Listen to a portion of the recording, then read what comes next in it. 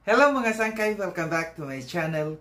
Ito po muli ang inyong sangkay na si Sangkay Lons, muling nagbabalik. Kumusta? Kumusta kayong lahat? Sana nasa maayos na kalagay ng lahat. Mapa dito sa Pilipinas or sa mga nasa ibang bansa, dobling ingat tayo, no? So mega love shoutout sa inyong lahat. Sa Team Sangkay Original, Team Sangkay Sponsors, Team Kalingap, Kuya Val at Edna Kalingap Rob. Sa lahat ng aking mga followers, supporters, and subscribers.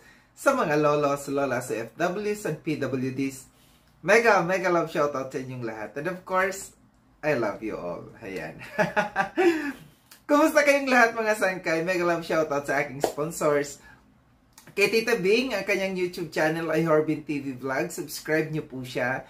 Kay Tita Mina Haramilio, ang tita kong Vayot.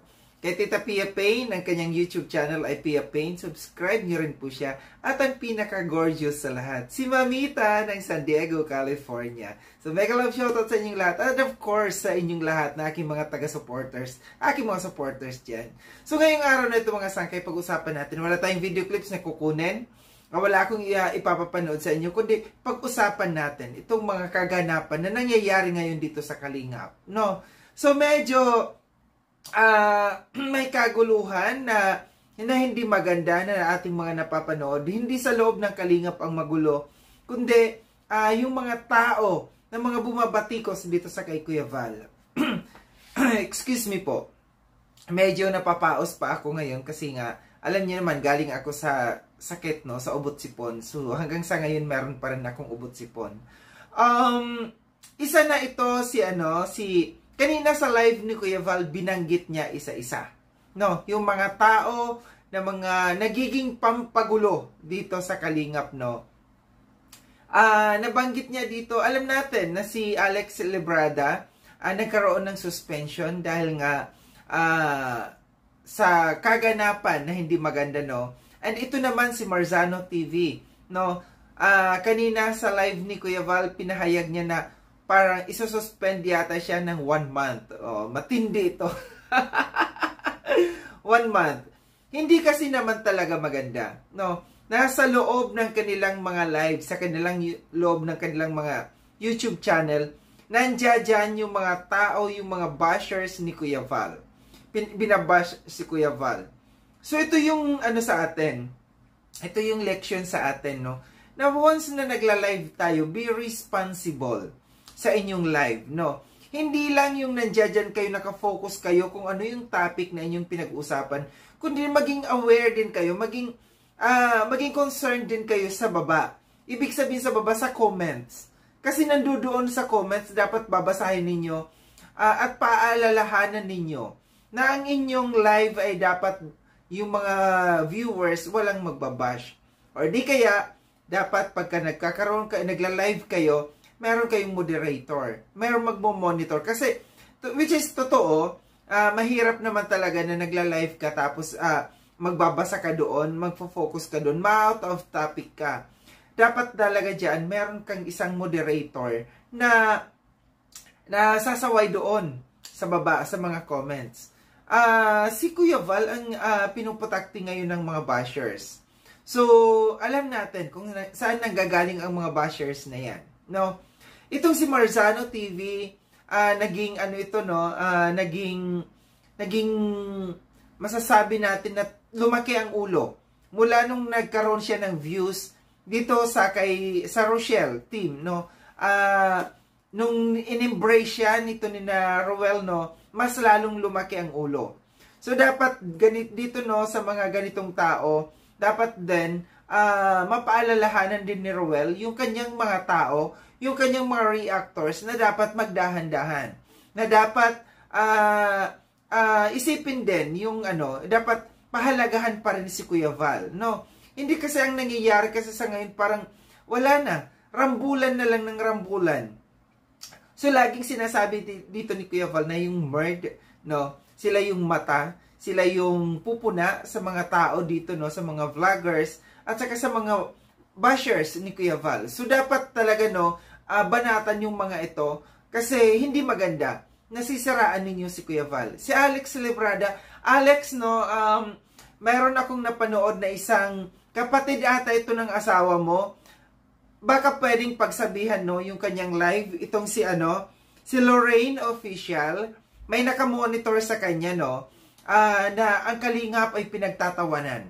So ikaw, Lorraine Official, no, pinagtatawanan mo yung Kalingap, napanood ko itong live mo na ito, mag-antay ka, no, baka isang araw, ikaw naman ang nasa thumbnail, no. Alex Librada, pagsabihan mo, tumanaw tayo ng utang na loob, no. Kahit kayo ngayon ay nakakakuha kayo ng maraming viewers, isipin ninyo kung saan kayo galing.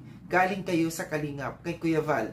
Na nag-umpisa kayo galing sa Kalingap kay Kuya Val. At tama yung sinasabi ni Kuya Val na si Roel of Malalag ay under ng Kalingap, no. Huwag kayong maging pasikat, huwag kayong maging pasaway, huwag lumaki ang ulo ninyo. Kasi kanina sa live ni Kuya Val, hinamon kayo ni Kuya Val, no. Sinabi ni Kuya Val na magbibigay siya ng 200,000 pesos plus lechon kung kayo ay magtatayo ng sariling grupo. Kung aalis kayo, no. Kung aayain niyo si Ruel na itong grupo ninyong to, magtayo na kayo, humiwalay na kayo sa Kalingap. Totoo naman talaga, no? Na talagang ginagamit ninyo ang Kalingap. Itong mga nasa loob, mga defender na ito ni reactors na ito ni Roel of Malalag, naging malaki ang ulo. So dapat talaga dito kay Roel, kontrolin niya, dapat pagsabihan niya yung kanyang mga yung kanyang mga reactors na under pa rin kayo ng Kalingap, no? Nabanggit dito ni Kuya Val na dyan sina Red Noveno, which is alam natin, sina Lorny TV, sina Kuya Brooks, sila yung nandiyan sa likod na ito, no, itong grupong ito. So dapat kung kayo lagi niyan yung sinasabi na mahal namin ang Kalingap, under kami ng Kalingap, pagsabihan nyo rin yung inyong mga viewers, no, na pagkakaalam ko itong mga blue hearts na ito talaga yung matinding bumanat, no? Ito yung mga bashers, itong blue hearts na ito. So, maging responsible, yun yung lagi kong sinasabi, maging responsible kayo sa tuwing magla-live kayo na dapat hindi ninyo inaapakan si Kuya Val, hindi dapat binabash at dapat paulit-ulit yung ipinapaalala habang nagla-live kayo na walang bashers, walang magbabash kay Kuya Val. No? Gaya ng sabi ko, Alex Librada, paki-warningan itong si Lorraine Official na ito nung nag-live siya, kitang-kita ko na tuwang-tuwa siya na pinagtatawanan niya yung Kalingap, no? At ang kanyang mga viewers, alam ko mga Kalingap din, yung mga kanyang binabanggit na mga viewers niya na nandoon, na nanonood sa kanya, tuwang-tuwa siya na pinagtatawanan niya yung Kalingap. At tapos sabi pa, under din ni Ruel, ni Erwin, yung grupo din, no, na Love and Care ba yan? Na kanya lang pinagtatawanan din. Nandiyan kayo, nakadikit kayo dyan, pero hindi ninyo alam na Kalingap yan. Si Erwin TV Official. So, medyo, sa ngayon, kagabi, sinabi ni Kuya Val na pwede naman yung mga reactors, pwedeng gumawa ng reactions, kaso nga lang dapat magpaalam sa akin or sa kay Direct Noel sa mga gusto na maggawa ng reactions. Yung mga dating mga reactors ng Kalingap, welcome pa naman kayo, no? Pero kinakailangan magpaalam lamang sa amin kasi sasalain natin kung sino talaga yung alam natin na karapat-dapat na gumawa ng reaction para dito sa kay Kuya Val. So ito lang yung aking reaction patungkol dito sa mga nangyaring ito, no, na hindi maganda na si Kuya Val pinuputakti ng mga bashers ngayon, which is ang mga bashers ay itong mga dati rin naman itong mga Kalingap na tumawid lamang, lumipat dito sa kabilang grupo na alam natin kung ano ang dahilan, kung bakit nagkakaroon ng ganito na hidwaan or division dahil lamang sa nahati talaga yung Kalingap. Maraming salamat mga sangkay sa panunod. Sa mga hindi pa nakapag-subscribe, kay sangkay lang subscribe nyo na po ako. Click yung notification bell para updated kayo sa lahat ng mga videos na aking gagawin. Like and share itong video na ito mga sangkay. Kita-kits tayo ulit sa susunod na video na aking gagawin.